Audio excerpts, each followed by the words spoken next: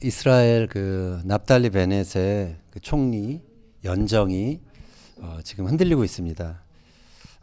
뉴스를 보신 분은 알겠지만 그 같은 당 소속 의원 실만 의원 여성분이 지지를 철회하는 그런 선언을 했기 때문에 그렇습니다. 그래서 이 한 사람이 빠짐으로 이제 61석에서 60석이 됐어요.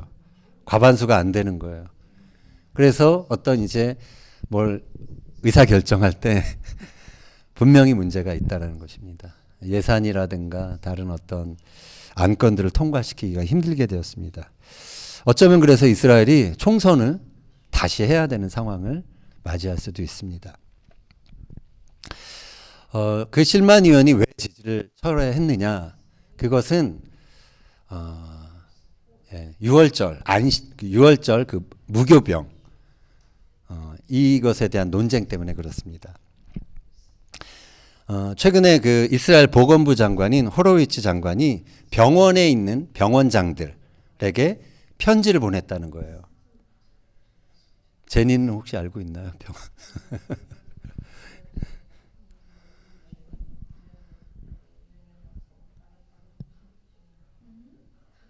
모르는 것 같아요.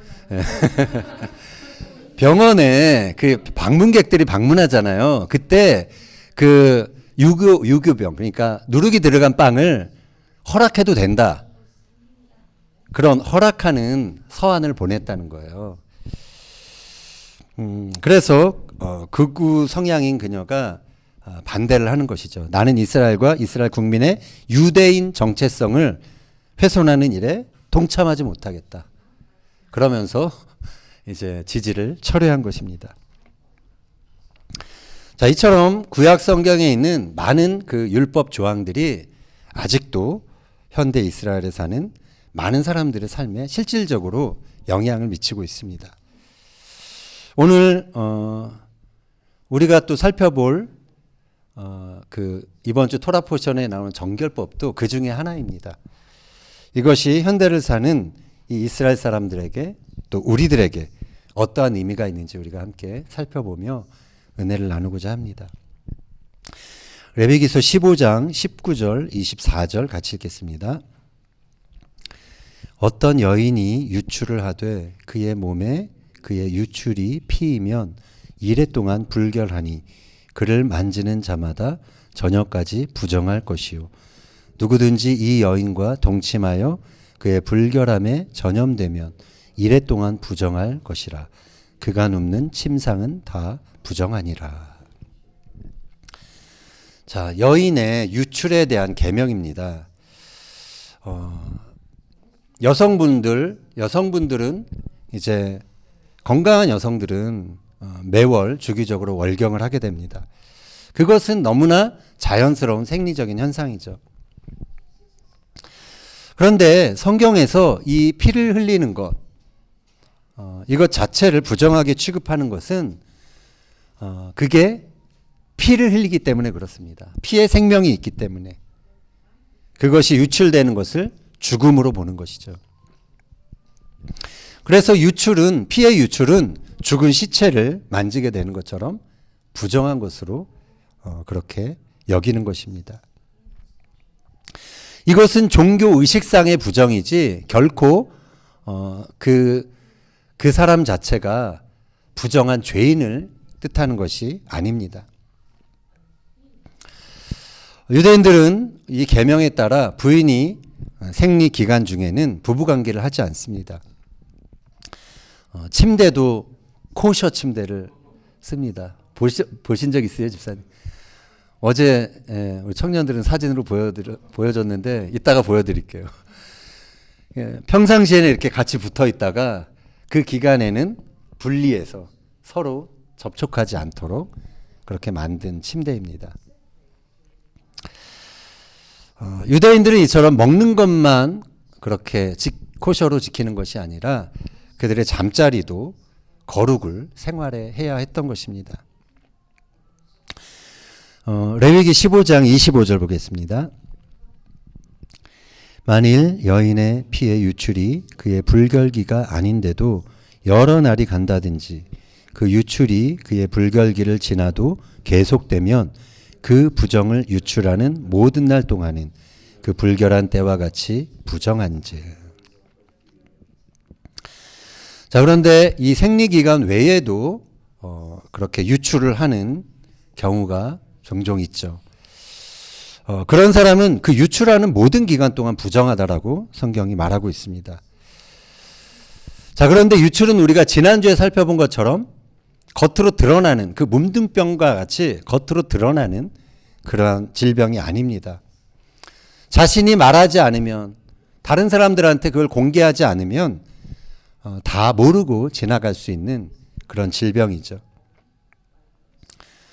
자, 그런 은밀한, 일종의 은밀한 질병인데 하나님은 왜 그러한 질병까지도 철저히 제사장을 통해서 점검받게 하셨을까요? 거기에는 이유가 있습니다. 우리 31절 한번 같이 읽겠습니다. 너희는 이와 같이 이스라엘 자손이 그들의 부정에서 떠나게 하여 그들 가운데 있는 내 성막을 그들이 더럽히고 그들이 부정한 중에서 죽지 않도록 할지니라. 자, 가장 먼저 유출에 대한 규정은 그들이 그 부정함에서 떠나게 하기 위한 것이라고 기록되어 있습니다. 그리고 유출병이 있는 자와 또 그와 동침한 자가 그런 사실을 그냥 묵인한 채 성막에 들어갔다가, 성소에 들어갔다가 죽임을 당하게 되는 것을 방지하기 위해서 그런 규례를 주신 것입니다. 그리고 자신의 부정을 모르고 더 심각한 고통을 초래하게 될 것을 예방하기 위해서 그렇게 주신 것이죠. 이것은 하나님이 이 사람들을 보호하고 하나님과 사람 사이에 있는 그런 거룩한 경계선, 그것을 지키게 하기 위한 하나님의 일종의 배려였습니다. 자, 그런데 신약 성경을 보면 이 피해 유출을 했던 여인이 나오죠. 혈루병을 앓았던 여인. 그녀는 무려 12년 동안 이 병을 앓았습니다. 그녀의 12년의 삶이 어땠을까요? 성경에 보면 이 여자가 여러 의사 찾아갔다고 합니다. 가진 돈을 다 허비했다고 합니다. 그러나 아무 효험이 없었고 병은 더 중해져 갔다. 그렇게 나와 있습니다. 주변 사람들이 그녀를 멀리했을 것입니다. 이 여자와 접촉했다가 자신도 부정해질까 봐 사람들이 피했습니다. 혹 이 여자가 결혼한 사람이었다면 그녀의 남편은 아마 일찌감치 이 여자를 버리고 새 장가를 들었을 것입니다. 남편도 가족도 사회도 그녀를 멀리했습니다. 이 혈루증을 앓는 이 여자 안에 그 마음속 깊은 곳에는 나는 부정하다라는 그 깊은 죄책감이 있었을 것입니다. 그리고 그것과 연결돼서 하나님도 나를 버렸을 것이다 라는 그런 좌절감이 있었을 것입니다. 그런 그녀에게 예수님의 소문이 들려왔습니다. 그분이 병자들을 고치셨대. 그분이 나병 환자도 깨끗이 치료하셨대. 그분이 바람과 바다도 명해서 잠잠하게 하셨대. 그분이 귀신 들린 거라사의 광인도 고치셨대. 시리에 빠져 있던 이 여자에게 이러한 소문들이 들려왔던 것이죠. 이런 분이라면 내 병도 고칠 수 있겠다라는 믿음이 이 여인의 마음속에 이제 자라게 되었던 것이죠. 그러면서 간절한 믿음이 그 마음속에서 솟아왔을 것입니다. 그래서 이 여인은 예수님을 찾아 나섰습니다. 예수님은 당시 갈릴리 회장당의 딸을 살리기 위해서 죽었다라는 소식을 듣고 그 딸을 살리기 위해서 급히 가시던 중이었죠. 많은 무리가 이 예수님을 따라가면서 그냥 서로 밀치고 밀리는 그런 상황이었습니다. 그런데 이 여자가 무리 뒤에서 나아가 예수님의 그 겉옷자락을 만졌던 것입니다. 그것은 그의 옷에 손만 대어도 구원을 받으리라 그녀가 생각했다라고 성경은 기록하고 있습니다. 자, 예수님 당시 사람들이 그런 믿음이 있었던 것 같아요. 위대한 랍비나 또 메시아의 옷자락에서 치료하는 능력이 나온다. 그런 믿음이 있었다라고 합니다. 말라기서 보면 이런 표현이 있어요. 말라기서 4장 2절 같이 읽겠습니다. 내 이름을 경외하는 너희에게는 공의로운 해가 떠올라서 치료하는 광선을 비추리니 너희가 나가서 외양간에서 나온 송아지같이 뛰리라. 자, 이 문장의 히브리어 원어는 조금 달라요. 원문을 직역하면 이렇습니다. 내 이름을 경외하는 너희에게 의로운 해와 겉옷에서 치료가 나타날 것이다.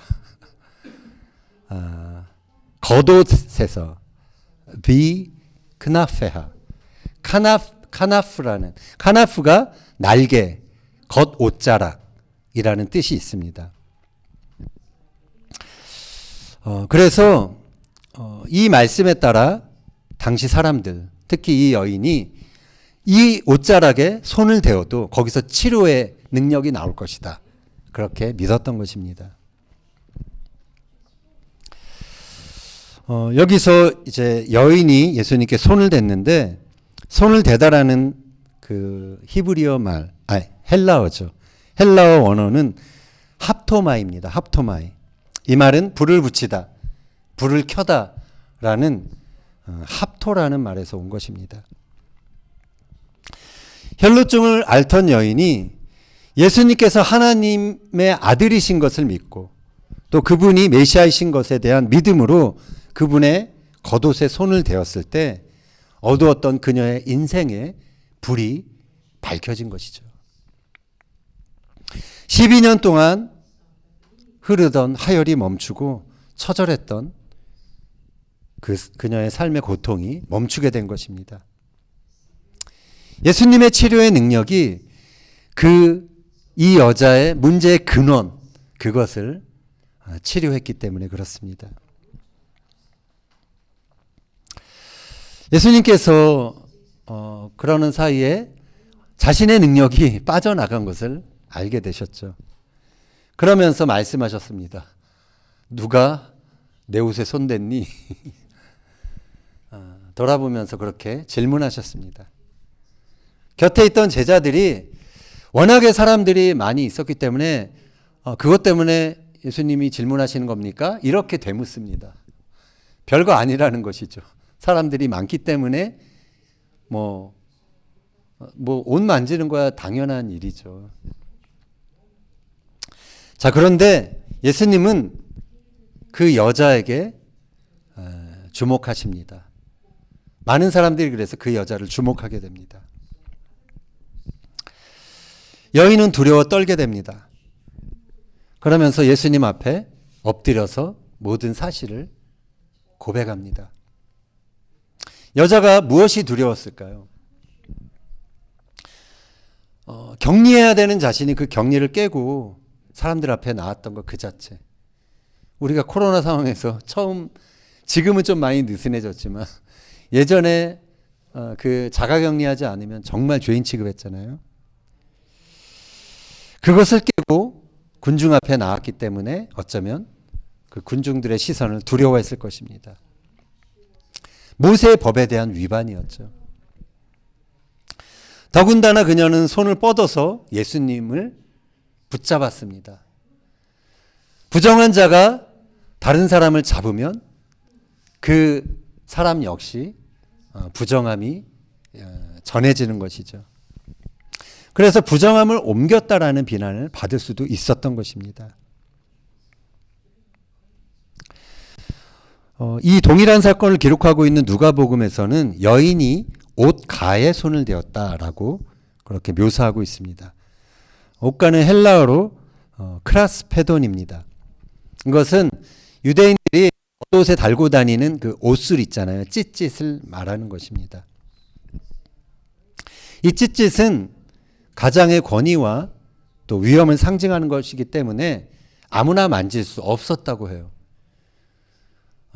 그냥 다른 사람들이 함부로 만지면 처벌을 받을 수도 있었다라고 합니다. 오직 만질 수 있게 허용된 사람들은 가족이었던 것이죠. 예수님은 모든 사람들의 시선이 쏠려서 두려워 떨고 있는 여인을 향해서 이렇게 말씀하십니다. 딸아, 내 믿음이 너를 구원하였으니 평안히 가라. 다른 호칭이 아니라 딸이라고 불러주셨어요. 가족으로 불러주셨습니다. 처벌에 대한 두려움을 면해 주신 것입니다. 그리고 평안히 가라라고 그렇게 말씀을 하셨는데 평안이라는 이 헬라어는 에이레는데요. 이것은 히브리어로 샬롬을 말합니다. 이 여인에게 12년 동안 깨어진 것은 바로 샬롬이었습니다. 사람들과의 샬롬, 하나님과의 샬롬, 그리고 자기의 자신과의 샬롬. 이 여인은 그것을 누리고 살지 못했던 것이죠. 예수님은 바로 이 여인의 깨어진 샬롬을 회복시켜 주신 것입니다. 그리고 예수님은 이어서 내 병에서 놓여 건강할지어다라고 선언해 주셨습니다. 이 여인은 이제 병이 낫고 그래서 다시 공동체의 삶을 회복할 수 있게 된 것입니다. 그리고 성전에 나가 제사 드림으로 예배 드리는 삶도 회복될 수 있었던 것입니다. 자, 우리가 이 마가복음을 좀 더 보면 예수님께서 이후에 회당장의 집으로 가십니다. 거기서 죽은 소녀의 딸을 붙잡습니다. 시체를 만진 것이죠. 그리고 외치셨습니다. 달리다쿰, 소녀야 일어나라. 예수님의 이 명령에 죽은 소녀가 일어나게 되었습니다. 소녀의 나이가 12살이었어요. 이 혈루증 여인도 12년 동안 고통을 받았는데 예수님은 이 12년으로 끝났던 이 소녀의 삶도 다시 회복시켜 주신 것입니다.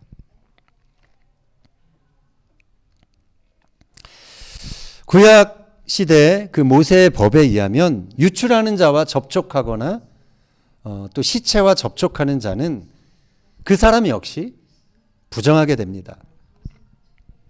그런데 예수님은 어떻게 그 부정함을 상관하지 않고 오히려 그들을 만지고 그들을 고치고 그들을 살리실 수 있었을까요?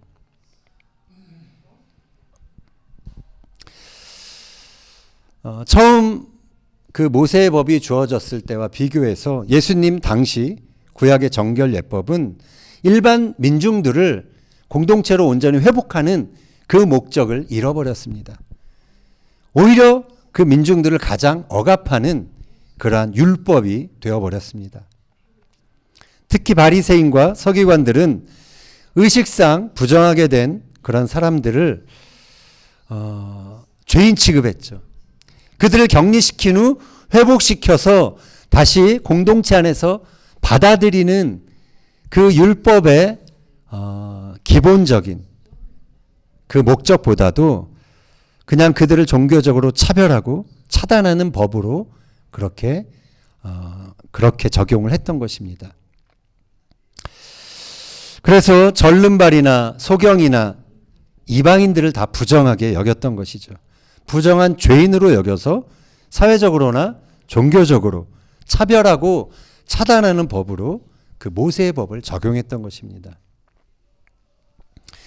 예수님은 이렇게 잘못 적용되는 구약의 예법들의 시효가 이제 끝났음을 선언하셔야 했던 것입니다. 그래서 예수님은 당시 유대인들이 그 천칙으로 알고 있었던 안식일의 법을 일부러 어기셨죠. 오늘 여기 나오는 정결 예법도 일부러 어기신 것입니다. 부정한 자를 만지고 시체도 만진 것입니다. 그리고 혈루증 여인이 자신의 옷자락을 만지는 것도 허락하신 것입니다. 그러나 어둠이 빛을 만지면 빛이 어둠이 되는 것이 아닙니다. 어둠이 빛이 되어버리는 것이죠. 거룩하신 하나님의 아들 예수 그리스도를 만짐으로 여인의 인생에는 환한 불이 밝혀진 것입니다. 그래서 어두웠던 자가 빛을 보고 손을 뻗는 것, 그것이 바로 믿음인 것입니다.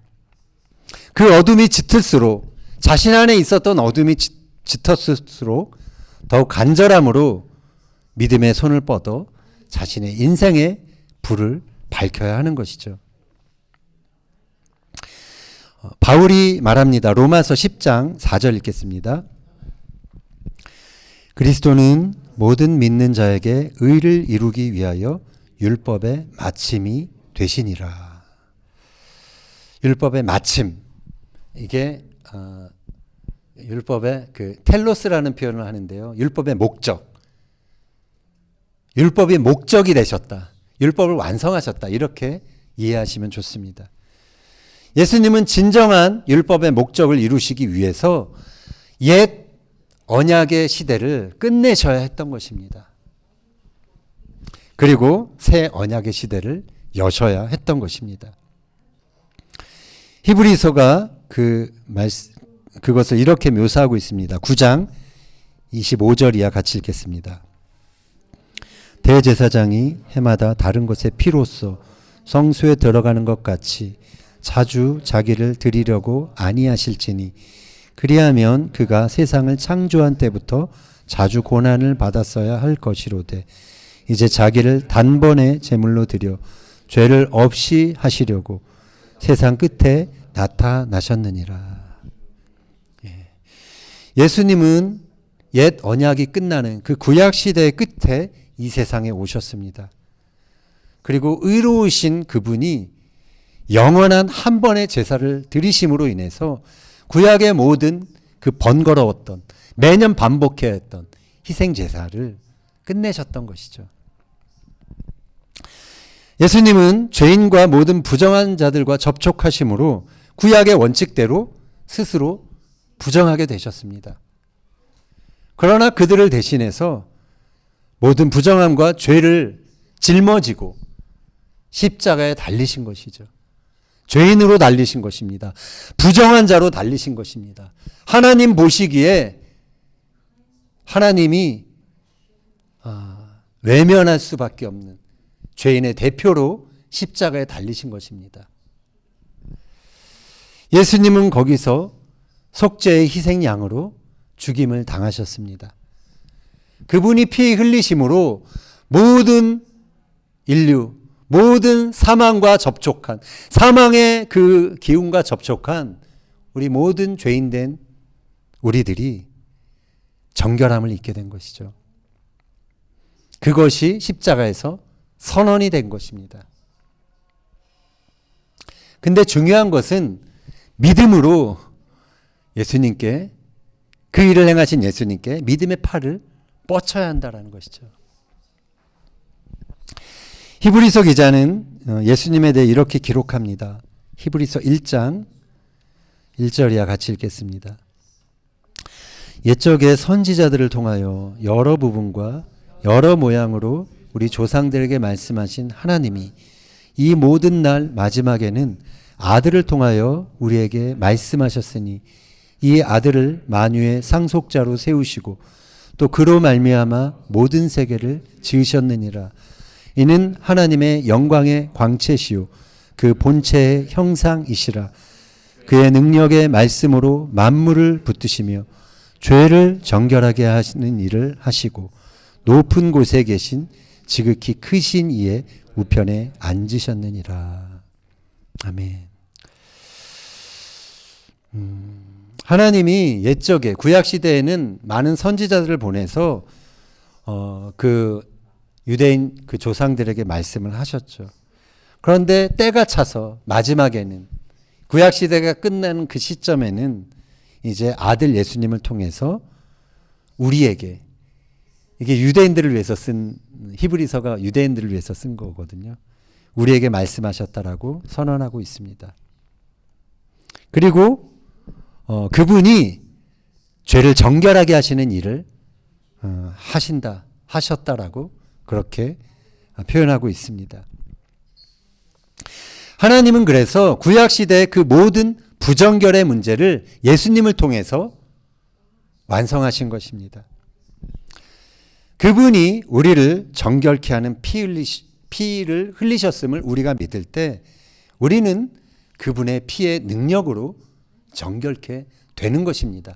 그것이 예수님이 십자가에서 영원한 그리고 단번에 once for all 한 번으로 끝나는 그 피의 제사를 드렸기 때문에 우리가 믿음으로 그 제사에 참여하면 우리가 정결함을 입게 되는 것입니다. 하나님의 의를 얻게 되는 것입니다. 나의 어떠함과 상관이 없게 되는 것입니다.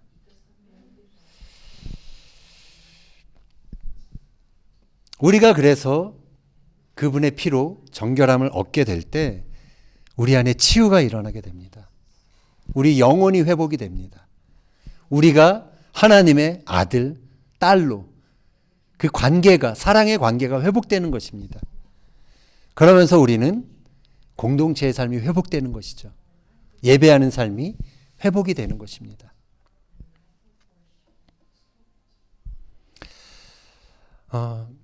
정도 차이는 있겠지만요. 여기 있는 우리들은 어쩌면 남들이 잘 알지 못하는 그런 오래된 병들이 있을 것입니다.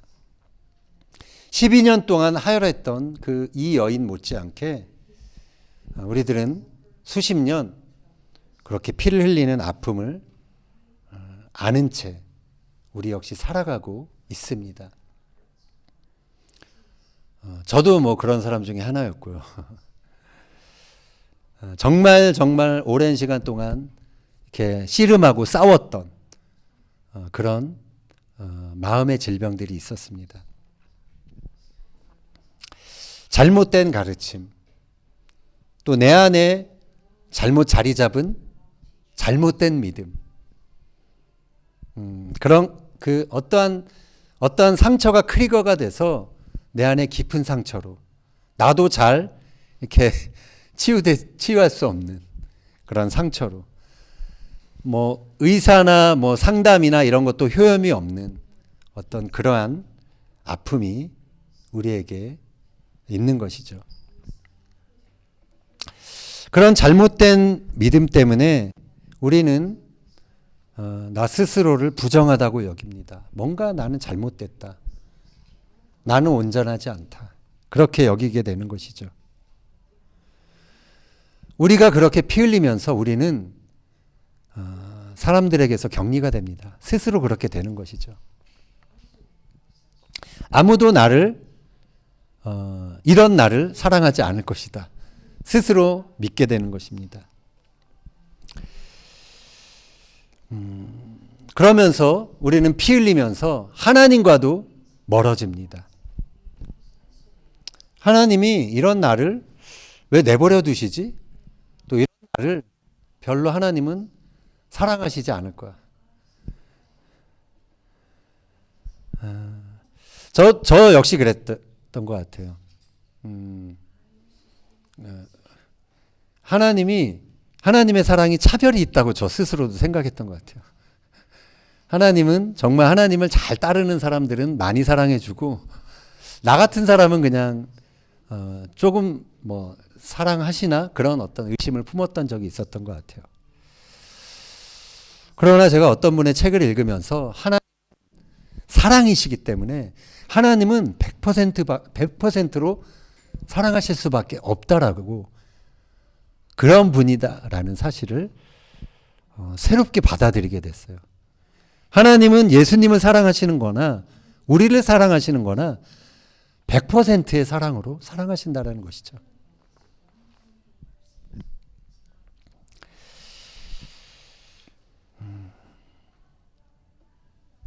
우리가 살펴봤지만 혈루증을 만나서 혈루증을 앓던 여인을 만났던 그 예수님은 우리에게도 이렇게 말씀하실 수 있는 분이십니다.